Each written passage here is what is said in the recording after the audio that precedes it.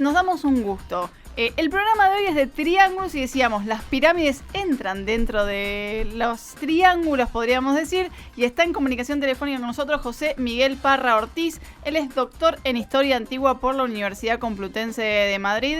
Tiene una tesis sobre las pirámides egipcias, tiene un montón de libros sobre las pirámides. Muy buenas tardes, José. Lucía y Federico te saludan. Hola, José. ¿Qué tal? Muy buenas tardes. Aquí ya son buenas noches. Sí, ¿no? es verdad. Bueno, muy buenas noches. Gracias por atendernos primero. Nada, un placer, por supuesto. José, primero la primera pregunta es más de curiosidad. ¿Por qué te dedicaste a la egiptología y por qué tanto hincapié? Bueno, ahí ya lo sospecho un poco más, pero quiero que me lo cuentes vos en el tema pirámides. Pues esa es la pregunta del millón que me suelen hacer muchos periodistas y nunca sé cómo responder. Porque y hay siempre mucha gente, distinto claro, respondes. Hay mucha gente que sabe cuál es el momento en el que de repente el pato egipcio les picó y les inoculó su veneno egiptológico. Y yo desgraciadamente no lo sé, siempre me ha gustado mucho la historia. Mi padre era aparejador. Y lo de las construcciones y demás también le ha interesado mucho. Entonces supongo que eso puede haber influido. Y luego, por supuesto, está que nuestro amigo Asterix y Cleopatra es uno de mis TVOs favoritos, y lo mismo pasa con Tintín y los cigarros del faraón. Entonces por ahí va un poco la cosa. Se iban uniendo mundos alrededor de las pirámides, podríamos decir. Hola, José, ¿nos escuchás? Sí, estoy. Ahí Pensaba que me escuchabais bien. Sí, nosotros... Se ha cortado un poco, la... Tengo que decirle a los oyentes que es que por un problema de mala coordinación me habéis pillado en la calle y ahora mismo estoy en pleno centro de Madrid, en la plaza del Callao, mientras hablo con vosotros. Entonces, ese pequeño fallo de comunicaciones que estaba terminando de salir del metro, para que veáis las ventajas y maravillas que puede hacer la radio. Pero bueno, creo que ahora me escucháis bien y ahora no hay mucho ruido ambiente. Creo que podemos seguir charlando. Muy bien, ahora te escuchamos. Adelante. Te escuchamos bien. Vamos a entrar un poco en el universo de las pirámides. Vos escribiste un libro que se llama Historia, Mito y Realidad sobre las pirámides. Uno piensa en las pirámides a priori desde el conocimiento, no sé, popular, como grandes tumbas si se quieren, pero que sin embargo son de las obras que más duran y más perduran en el tiempo. ¿Son solo tumbas? ¿Hay otras cosas más alrededor? ¿Qué nos podés contar sobre eso?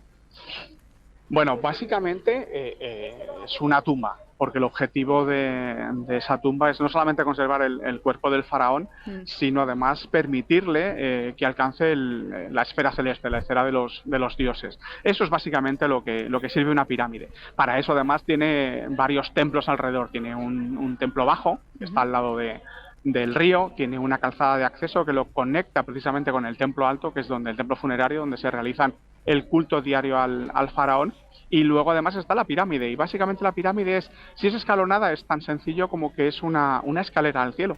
Claro. Porque además nos lo dicen los textos de las pirámides, ¿no? Nos dice dos modos en los que puede subir al cielo el faraón, y uno de ellos es esa escalera. Y luego además, cuando se convierte en una pirámide de caras lisas, lo que pasa es que se ha convertido en una especie de rayo de sol petrificado.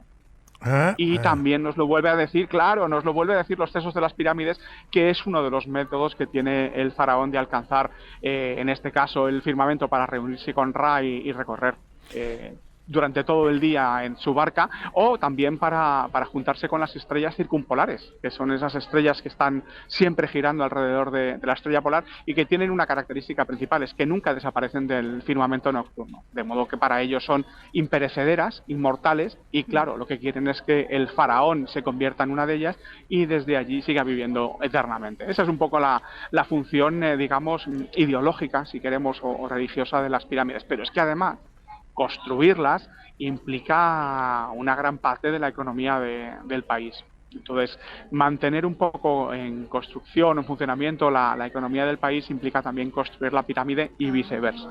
De modo que no es que la sociedad construyera las pirámides, sino casi que las pirámides construyeron a la sociedad. ¿Y por qué os cuento esto? Claro, ¿por qué? Porque la primera pirámide fue un cambio muy radical. La pirámide, estamos hablando de la pirámide escalonada, ya sabemos, de Djoser con Imhotep como arquitecto. ¿Qué es lo que pasa? Que antes se construían en mastabas grandes, sí, pero nada más, eran simplemente muchos ladrillos amontonados. No es complicado hacerlos, no es complicado construirlos. Pero claro, de repente pasamos a construir con piedra un edificio de 100 metros de lado y 60 de altura. Sí. Metido dentro de un recinto de medio kilómetro de lado por casi 200 metros de ancho, también rodeado por una muralla de piedra. Un material que no había utilizado casi nunca antes. Entonces, eso implica que hay que cambiar muchas cosas. Hay muchos más trabajadores especializados, hay que ir a buscar la piedra, hay que traerla, hay que trabajarla, hay que construir, se necesita gente. Todo eso implica que se tiene que desarrollar la economía o la administración, se tiene que desarrollar cómo se organizan los equipos de trabajo. Todo eso se pone en marcha con esa primera pirámide y se va manteniendo así hasta que desaparece la última gran pirámide, que es el final de la 12 dinastía, ¿no? Entonces, las pirámides no son solamente monumentos funerarios, sino también son una parte muy importante de la economía del periodo. Y acá te pregunto, ¿no? La pirámide, una vez que ya el faraón estaba, digamos, ya en el proceso funeral, digo, ¿ya no se entraba más a esa pirámide? No se entraba, se cerraba y se dejaba tal cual. Lo que pasa es que la pirámide siempre estaba en funcionamiento, porque ya os he comentado, en el templo alto hay 5 estatuas del faraón y detrás de ellas, en otra habitación diferente, hay una gran estela donde se presentan las ofrendas, ¿no? Entonces siempre está funcionando, aunque no se visite la cripta, la pirámide sigue funcionando. Hay algunas que están funcionando durante cientos de años. ¿Por qué? Porque el faraón dedicaba una serie de terrenos, de fincas, repartidas por todo el territorio de Egipto, para que esa producción agropecuaria sea presentada en forma de ofrendas en ese templo funerario. Por eso cuando digo que la economía tiene mucho que ver con las pirámides, es a eso me refiero, ¿no? Porque hay sitios lugares de todo Egipto que colaboran a mantener el culto funerario de ese faraón. Ajá. Y acá, a ver, y te hago otra pregunta, digo, no era la pirámide era simplemente funeraria, no había pirámides para otras cosas. No, simplemente era funeraria. Bueno, como siempre en Egipto siempre hay matices, porque la pirámide no deja de ser una marca del poder del faraón. Ahí está, eso está claro. No es, sí.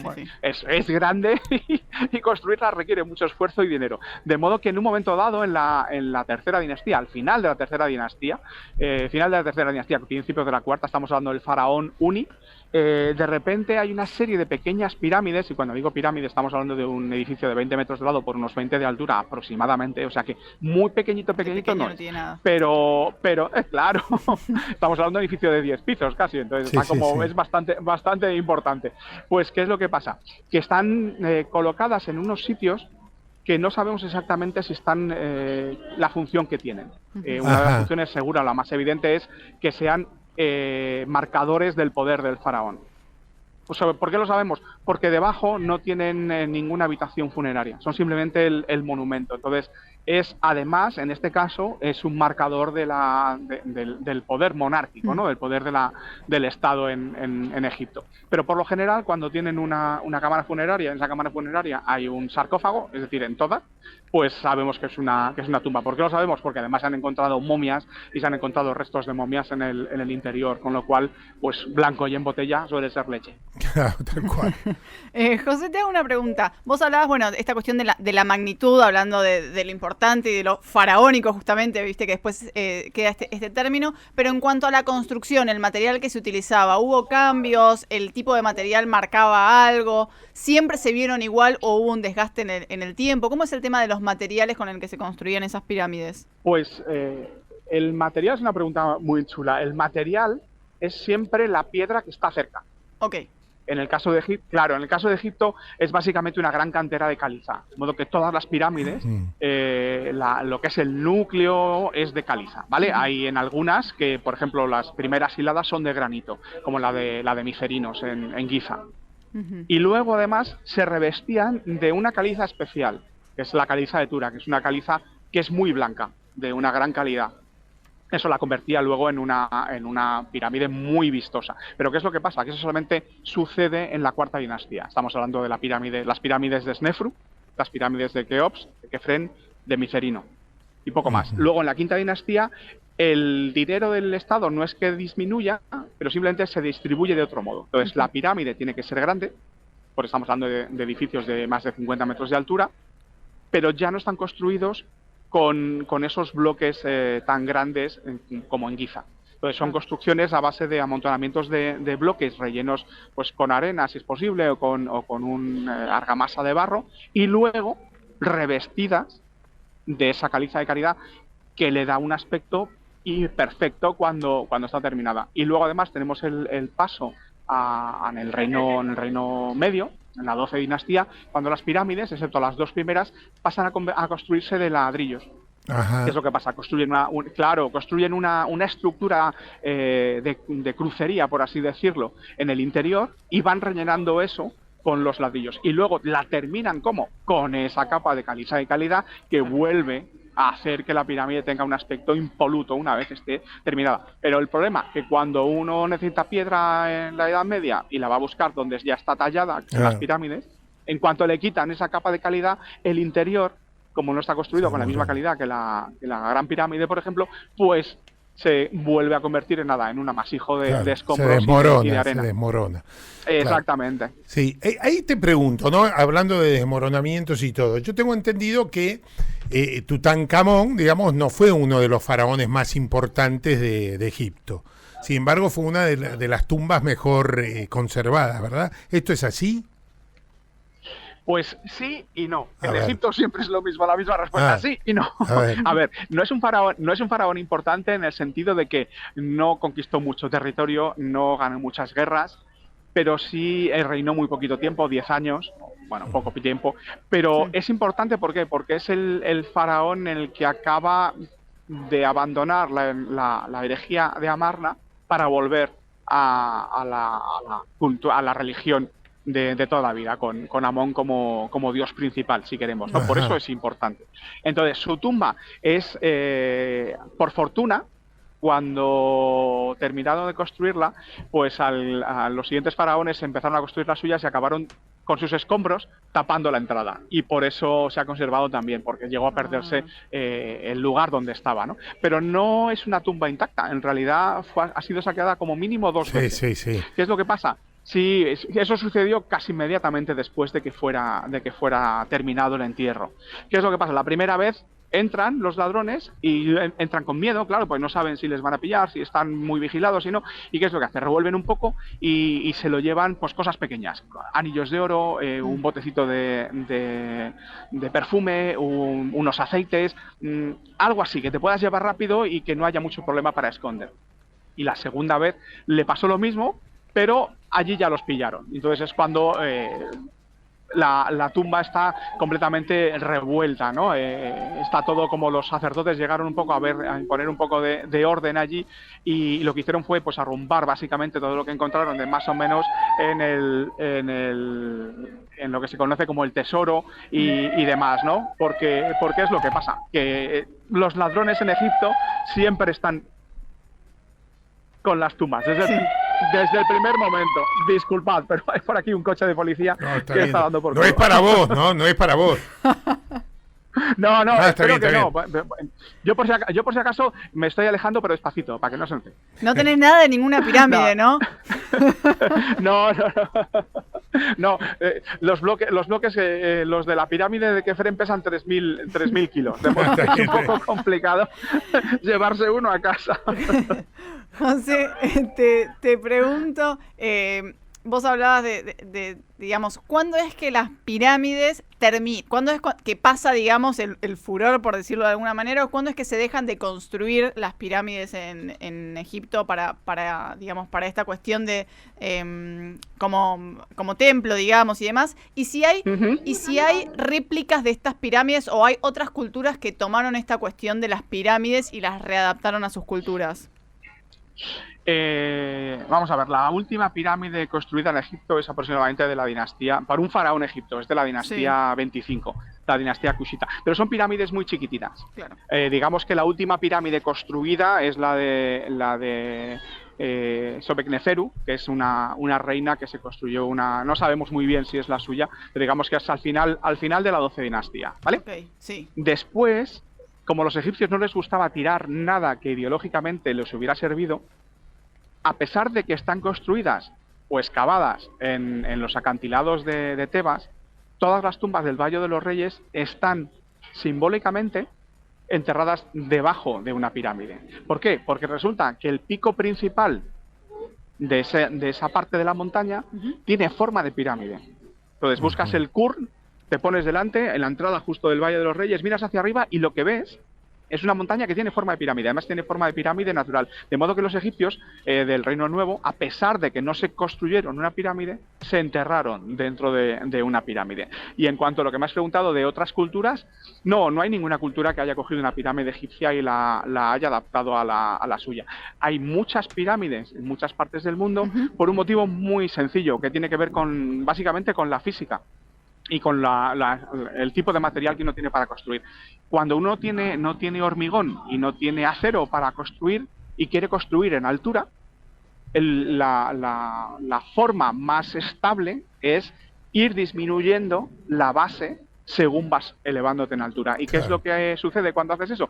Que acabas teniendo una pirámide, que además tiene forma de montaña, que tiene que ver con la montaña, con la magia de las montañas en muchas culturas, con acercarse al cielo. Entonces, es básicamente una cuestión de física. La forma más sencilla de construir en altura es disminuyendo la base según te vas haciendo. Y como lo más sencillo es construir con líneas rectas, que no con círculos, por eso tenemos pirámides y no conos. Te hago acá una pregunta, ¿no? Digo, esto se refiere a Akenatón y a Nefertiti, digamos. Digo, ¿hay una revolución religiosa también en ese momento con Akenatón? Y después te voy a hacer una pregunta referida también a Nefertiti, digamos. Bueno, sí, evidentemente es una revolución, pero no es una revolución tan con respecto a un dios nuevo. Ese dios ya existía, ese dios es el dios Atón, es básicamente el globo solar, ¿no? La pelota de luz que vemos en el cielo. Y puede ser tan sencilla la explicación que en realidad como Amenofis III, el padre de Amenhotep III, el padre de Akenatón, se edificó en vida, es posible que su hijo lo único que estuviera con ese cambio religioso pues era simplemente adorando a su padre.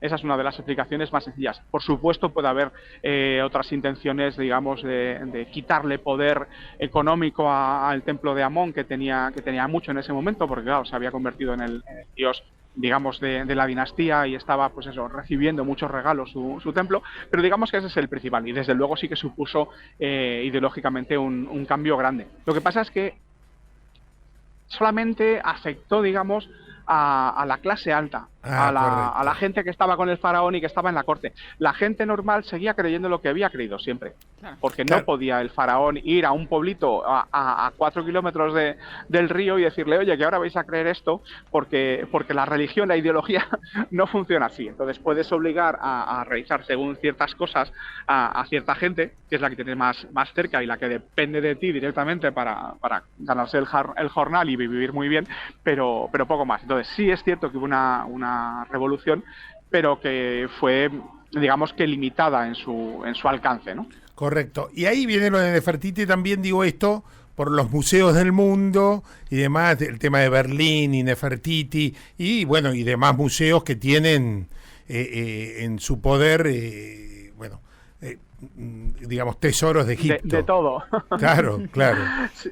Sí. No, pero mira, es curioso, es una buena pregunta también, porque el 96% de todo lo que está en esos museos ha salido de Egipto legalmente. Ajá. ¿Por qué?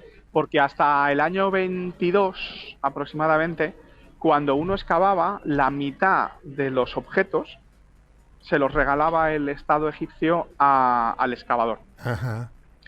Que luego podía hacer con ello lo que quisiera. Podía venderlo, podía regalarlo, podía quedárselo en su casa, podía dárselo a un museo. Por lo general, como los que pagaban las excavaciones eran los museos y lo que querían era conseguir una colección lo más completa posible de objetos egipcios, pues lo que hacían era dárselo al que había pagado.